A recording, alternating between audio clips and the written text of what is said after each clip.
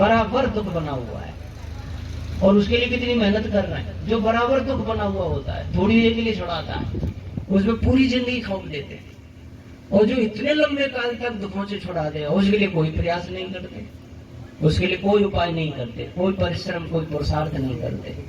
उधर हमारा रुचि रुझान ही नहीं है कि भाई उसका भी इंतजाम हम करें। तो उसके लिए हमें करना चाहिए। इसीलिए महर्षि दयानंद जी ने ये बात कही, ये जो हम ज्यादा संसार को जुटाने में लगे ना, इसको अविद्या मानिए। अविद्या कोई ऐसा नहीं है कि आप और कुछ समझने में विद्या है उसके समीप नहीं जा रहे। उस विद्या को कमाइए जो वास्तव में दुखों से हमें छुड़ा देगी। इसीलिए महर्षि पतंजलि महाराज ने भी योग दर्शन में 5 क्लेशों का वर्णन किया है, और सभी ज्ञानी विद्वान ऋषि मुनियों का ये निचोड़ है कि 5 क्लेश आपके जीवन से खत्म हो जाएं और ईश्वर की प्राप्ति हो जाए, समाधि मिल जाए, तो आप अपवर्ग पाने के अधिकारी हो जाएंगे। जिस दुख से आप छूटना चाहते हैं उस दुख से आप छूट जाएंगे बहुत काल तक, और आनंद ही आनंद में आप रहेंगे। मुक्ति मोक्ष क्या है? ऋषि पूछा ये मुक्ति क्या है जिससे छूटना होता है? किससे छूटना होता है? इसलिए छूटने की इच्छा जीव करता है। किससे छूटने की इच्छा जीव करता है? कि दुखों से छूटना चाहता है, उससे छूट जाना ही मुक्ति है। मुक्ति में महर्षि दयानंद जी लिखते हैं क्या मिलता है जीव को? 100% दुखों से मुक्ति और 100% सुख आनंद, और अव्याहत गति से ब्रह्मांड में विचरण। आप पूर्ण स्वतंत्र, कोई बंधन नहीं, कोई रुकावट नहीं। आप लोक लोकांतरों की सैर कर सकते हैं, सूर्य में जा सकते हैं, चंद्रमा में जा सकते हैं, और अन्य ग्रह उपग्रहों पे जा सकते हैं। इस सौर परिवार की घूम सकते हो, अनेक सौर परिवारों में जा सकते हो, अनेक ब्रह्मांडों में जा सकते हो। अभी सूर्य कितने दूर होकर जला रहा है तुम्हें, तुम सूर्य में अंदर प्रवेश कर सकते हो, तुम्हें जलाएगा नहीं, क्योंकि जीवात्मा को तो जलाता ही नहीं है। और ईश्वर की व्यवस्था से तुम्हें पूर्ण आनंद मिलेगा। यूं तो ईश्वर की व्यवस्था से ही सुख आज भोग रहे हैं। जीवात्मा की अपनी कोई सामर्थ्य नहीं है, बहुत अल्पज्य है। हम तो यूं ही घमंड में मारे फिर रहे, पर जीवात्मा है ही कुछ नहीं है। मान लो आप, जीवात्मा का स्वरूप सामर्थ्य कुछ भी नहीं है, ऐसा है, बिल्कुल अल्पज्य। उसके स्वरूप के बारे में थोड़ा चिंतन करें तो थोड़ा ज्ञान विषय, आध्यात्म विषय छूट गया है, थोड़ा ध्यान से सुनेंगे। बाल का जो अग्रभाग है, हमारे सिर के बाल का या किसी बाल का अग्रभाग, उसके 10,000 टुकड़े करें हम, उस 10,000वें टुकड़े से भी अधिक सूक्ष्म है जीवात्मा, इतना छोटा है। लगाओ अंदाज।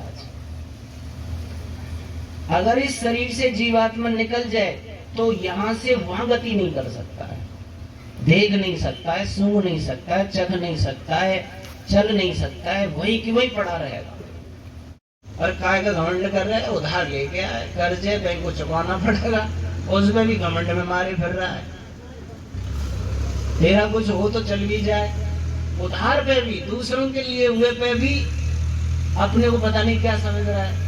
जब वास्तविक ज्ञान हो जाएगा, इसको कहते हैं विद्या, वास्तविक विवेक हो जाएगा, तत्व ज्ञान के रूप में विद्या आ जाएगी, तो वो रफू चक्कर हो जाएगा। सब घमंड, काम, क्रोध, लोभ, मोह, राग, द्वेष, छल, कपट ऐसे आपके जीवन से उड़ जाएंगे जैसे खरगोश के सिर में से सींग उड़ जाते, यानी है ही नहीं, सब ऐसे उड़ जाएंगे।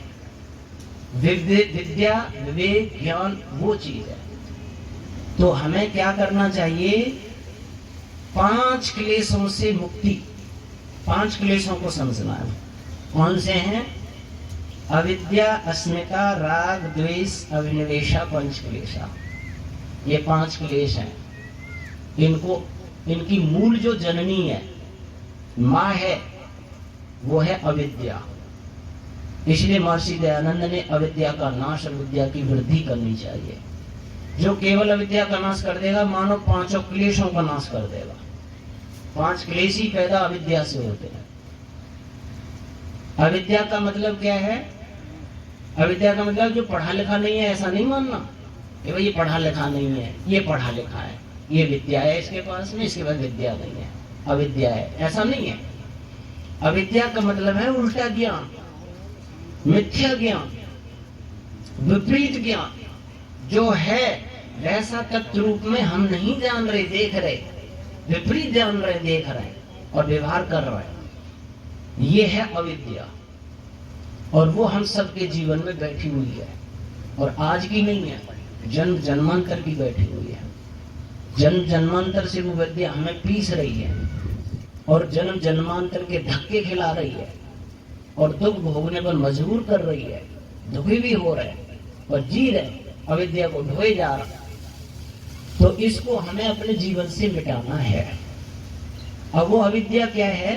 तो उसको 4 रूपों में महर्षि ने देखा है, पतंजलि ने। 4 रूप से वो अविद्या है जिसको हमें मिटाना है।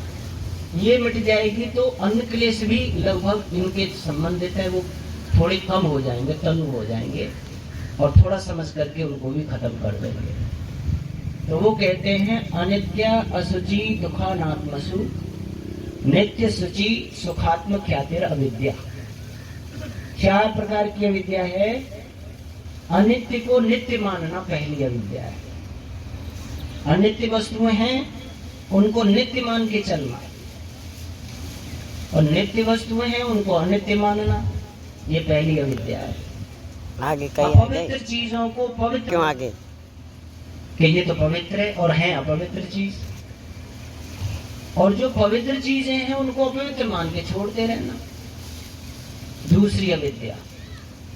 तीसरी अविद्या है दुख और दुख के साधनों को सुख के मान के प्रयोग में लिए जाना।